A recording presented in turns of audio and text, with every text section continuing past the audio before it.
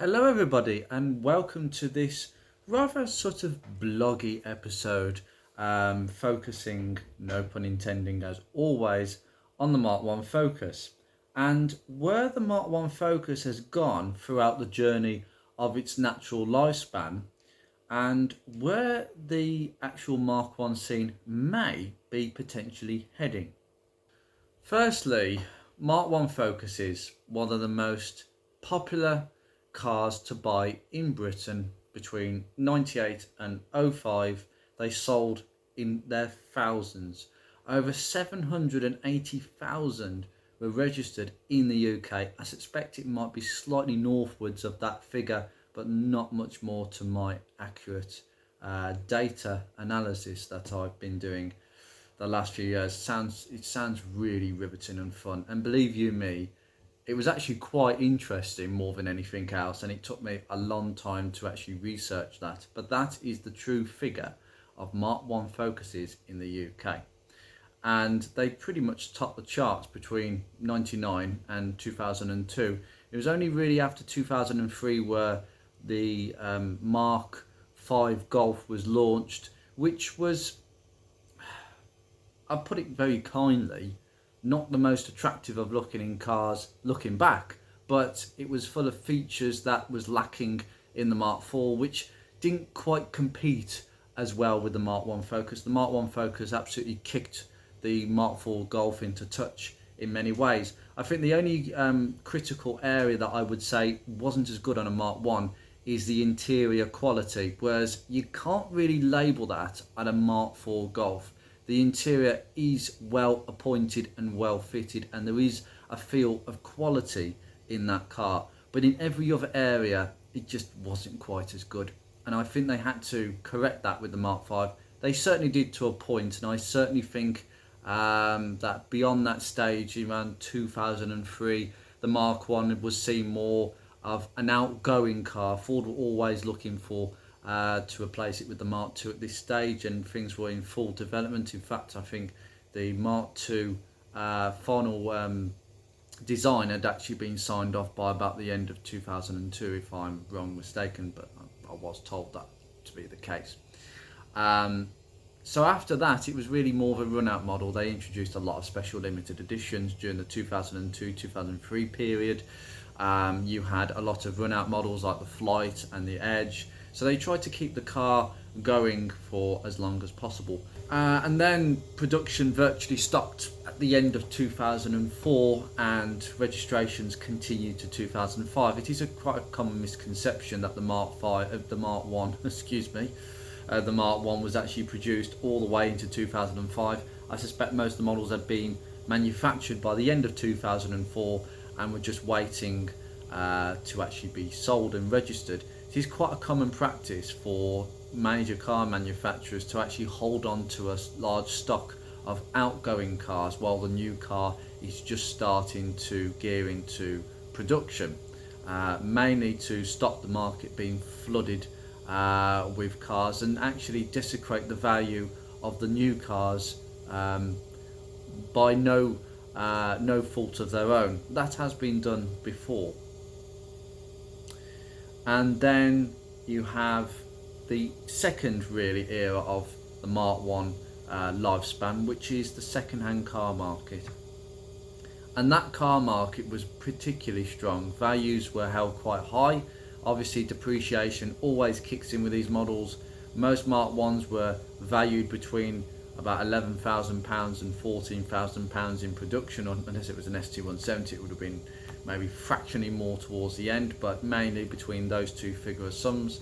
Most of them would have been depreciated probably halfway within a few years. I mean, the old average of a car driving off a dealer forecourt has just lost about a third of its value just by being driven off the forecourt is possibly very, very true. And the Mark 1 was no exception to that. They depreciated fairly quickly, and they were fairly cheap cars within probably about 3 or 4 years. And when I say fairly cheap cars, I mean we're talking about £5,000 or £6,000. They still would have held about 50% of their value towards sort of the 3-4 year mark of their life. When the 3-year warranty was up, the prices come straight down. A lot of these cars had a 10-year perforation, oh no, sorry, a 12-year perforation warranty, and most of the cars had actually failed within that warranty, and a lot of cars were recalled due to rust and paintwork issues. There were some really weird variations between the Saint-Louis cars and the Valencia cars. Most people would argue that the Saint-Louis cars were much more better built. And then you have the era where they started to become slightly more, much more cheaper actually. In fact, as the cars aged and the cars needed a little bit more TLC. But ultimately, I think the one thing you can level at a Mark 1 Focus, which has meant why so many of them have stayed on the roads, and that is simply because the mechanics, the running gear, the engines, the gearboxes, everything was manufactured extremely well, and I don't think there's many cars that have that level of reliability. Everything was just right. The Sigma and Z-Tech engines and the TDDI engine and the TDCI engine as well, they are all pretty robust engines as long as you change the belts and change the oil. Obviously, if you don't do that, then that's another story.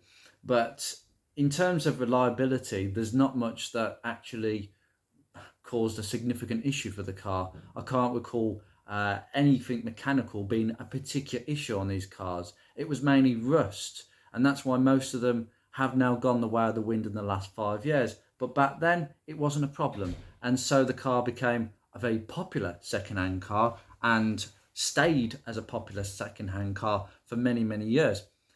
And obviously, I bought mine on the back of this. I mean, my example was 10 years old when I bought it. Actually, it was 11 years old, just going on to 11. And I paid a rough figure of £2,000 for the car. And at that age, it was worth it. Being a low mileage automatic, that was the going rate. And obviously, my own car depreciated for the first sort of few 3 or 4 years of ownership. And then I would pretty much say when a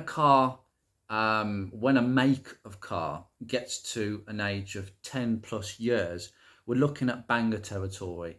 Any car over 10 years is a banger as far as I'm concerned, and even more so today. I mean, most people would consider a car 5 years old to be a banger, which I think is a real misconception and a total waste if that is what people see in cars these days. But back then, 10 years and it was getting on for banger territory. And most of these cars have ran and ran even up until recently. Most of the examples, or the youngest examples today, are 18 years old. And most of them will have needed a couple of timing belts, will have needed multiple amounts of servicing and maintenance, and some suspension replacements, and possibly some welding, most likely some welding. And over the banger years, really, because of how reliable the cars have been, that many people bought them simply just to run them into the ground, because that was one of the few cars that you could potentially just buy for less than £500 and run it for maybe a couple of years before the MOT goes up and something big was going to hit your wallet, and get rid before that ever affected your wallet, and then get another one. And there are many people in the scene that did that. I was never one of them. I always kept the car because, quite frankly, it just kept on working for me. And while I couldn't do my own work up to about 5 years ago, I was still paying my garage every single year to carry out a number of servicing. I didn't know how to do it myself, but I did understand about the need for routine maintenance. And the biggest guide really was the Haynes manual, showing me how to basically when to change things and what things may potentially need changing. So I would literally go to my garage with a list and say, look, all this stuff needs doing, can you change it? And they would do it, and they would do it well, and they would bill me for it, and I would pay that bill. But pretty much I think I was in a very rare category. But I think it turns out rather recently I'm discovering a lot of gems that have been hiding away in people's lives. I say hiding away. People have kept these cars in really good condition, not messed about with them, just looked after them, kept on top of the maintenance. Anything they need, they get. And that's been my philosophy with my Mark 1 down the years. And it turns out that there's a whole load of people who've been doing this on the quiet. Obviously, I say on the quiet, they haven't really been on the Facebook forums or anything like that. They've just been maintaining these cars. And now we're starting to see quite a few of them propping up all over the place.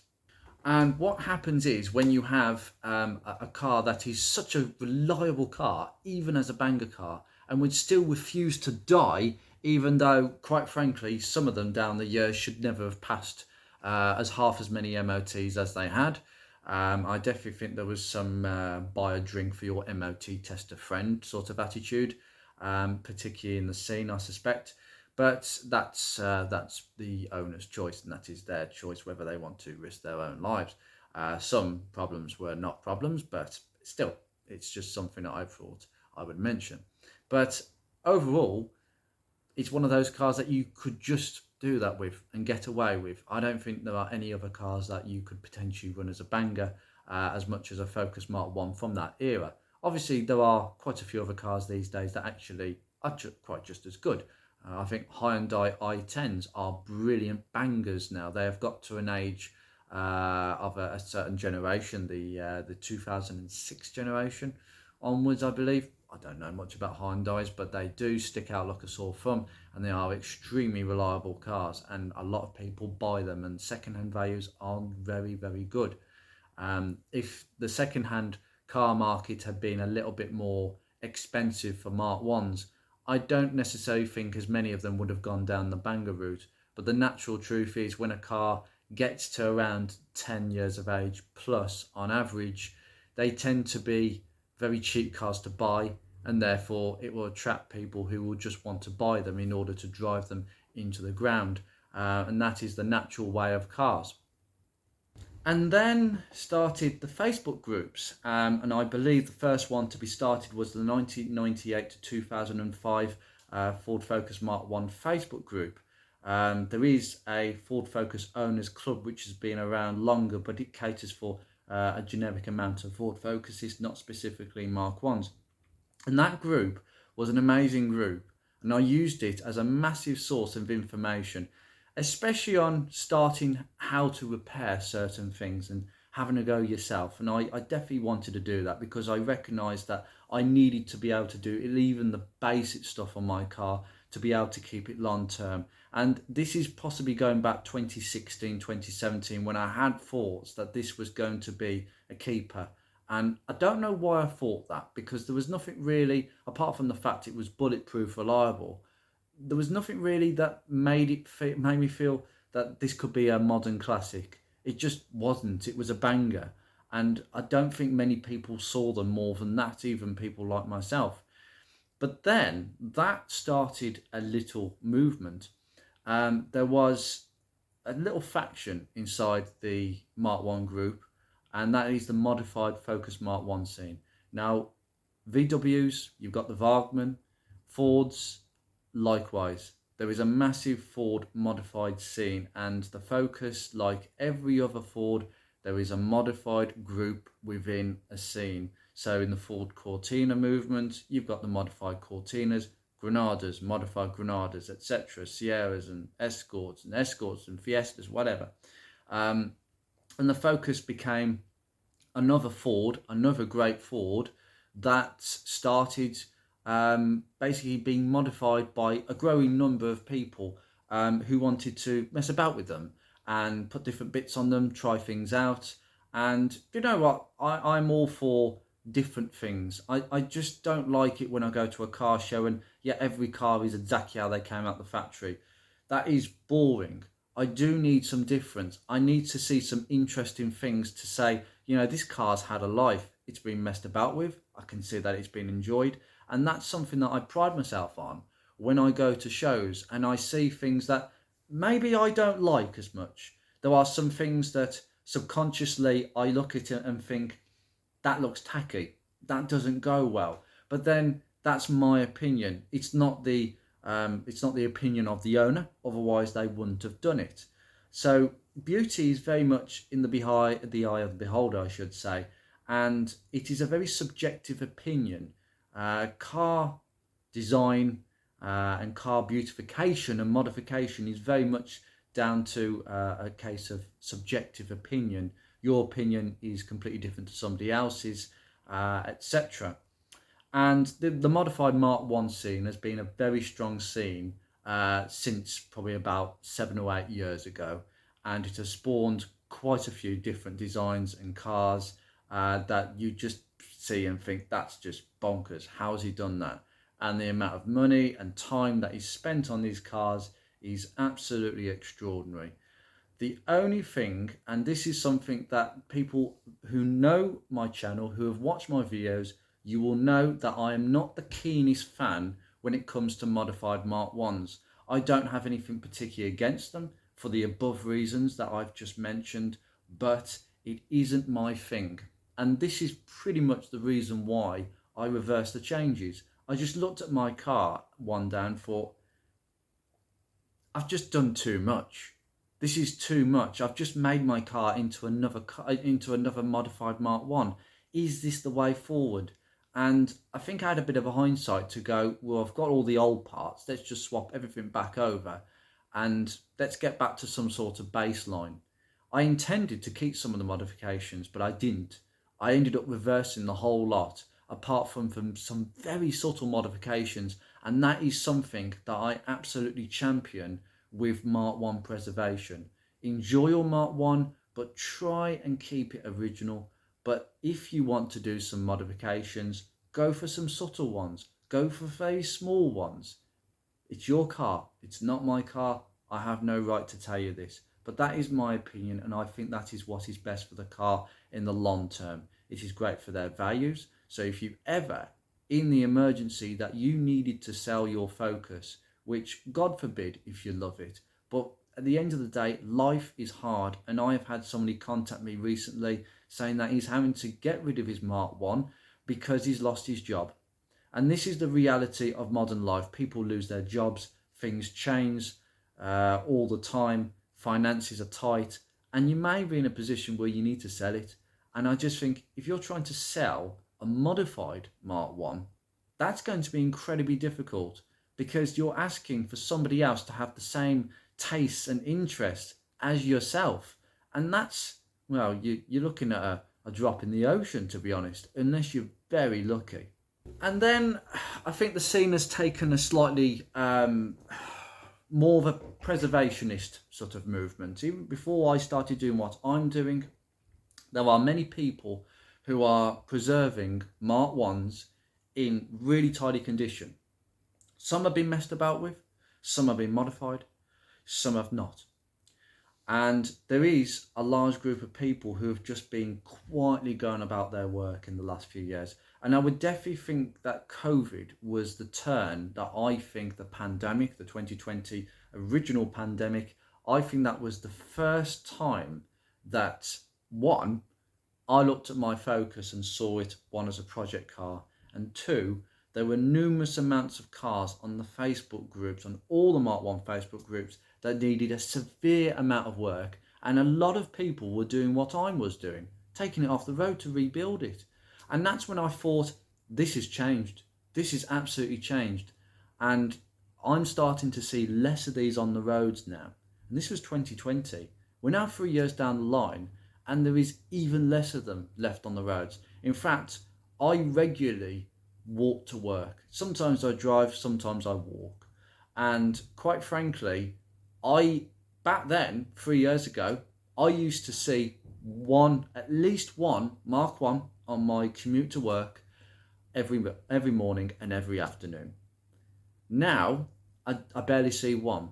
And that is because around 2019, 2020 in particular, there was a time where most of these cars are at least 15 years old, and most of them that have been run as bangers for many years, they've got to the point where they are literally falling apart. I'm afraid it is very common to hear that a Focus is probably still working perfectly fine mechanically, but the body's completely rotten, and that is quite a norm because most people don't bother to wash their cars regularly enough. They don't basically keep the car off the road in the winter. You need the car to be used. It's a It's a commuting car to get to work. You need to use it in the winter regardless of salt. And quite frankly, the rust protection on a Mark 1, it leaves something to be desired, I'll put it that way. So the scene moved on, and then it's become more of a preservation scene. And we have seen far less activity on the Facebook groups. There has been very minimal activity on YouTube before I started putting a few things on there. We have had a few YouTubers down the years who've put videos up, more or less to do with modifying them, which again, it's not me, it's not for me. But nevertheless, I wanted to counter that balance by adding a little bit of basic practice. What I do with my car is try and keep it original and not mess about with it, and that is everything that I work towards, and it's everything that I believe in with a Mark 1, because the values, it's as simple as that. They're more valuable when they're not messed about with, because we're going to get to the stage where the majority of them are modified and there's not many of them that are not modified, and that's a shame, because whenever I've gone to the NEC or car auctions, nobody really pays attention to the modified stuff as much as the original stuff. I'll put it this way: there could be a Ford Fiesta Popular Plus Mark 1 in superb original condition. Today, that would get more attention than a souped up Sierra Cosworth. I am not kidding you. I've seen these cars get more attention than these cars. It's just the way people's attitudes have possibly changed. 10 years ago, it would have been the opposite way around, but now it's not. And I think Mark 1s are 100% going to be in that bracket. 100%. It's the greatest car that Ford have ever produced. And end off. That is my opinion, and nothing is going to change that, because there is nothing that compares with that car. The Ford Transit is a van. It is not a car. I cannot compare it because it's a van.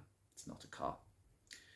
So ultimately, for what is Ford's greatest ever car, we have two divisions. We started out with the car being a very popular second-hand car, going into the Bangonomics territory. Now we're coming out of that.